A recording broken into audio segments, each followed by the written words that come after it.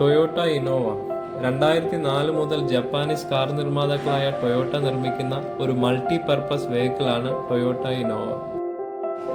ഇത് 2006 ആഗസ്റ്റിൽ രജിസ്ട്രേഷൻ ചെയ്ത വെഹിക്കിളാണ്. ഇത് ഇപ്പോൾ 5,27,765 കിലോമീറ്റർ ഓടിയിട്ടുണ്ട്. ഇപ്പോഴും വളരെ സ്മൂത്തായിട്ട് തന്നെയാണ് ഇത് പോകുന്നത്. ഞാനിപ്പോൾ ഇതൊന്ന് സ്റ്റാർട്ട് ചെയ്യാം.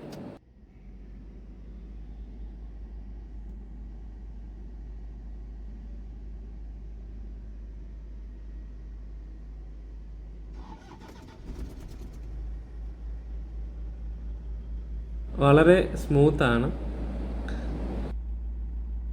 5 ലക്ഷം കിലോമീറ്റർ കഴിഞ്ഞിട്ടും വണ്ടി ഓടിക്കുമ്പോഴൊന്നും നമുക്ക് അതൊന്നും ഫീൽ ചെയ്യത്തില്ല ഇത്ര ഓടിയതാണെന്ന്. ഇപ്പോഴും വളരെ ഫ്രീ ആയിട്ട് തന്നെ നമുക്ക് റോഡിലൂടെ ഇത് ഓടിച്ചിട്ട് പോകാം.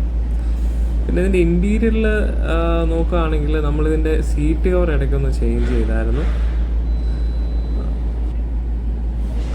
അതല്ലാതെ AC അത്ര കൂളിംഗ് ഒന്നും ഇല്ല.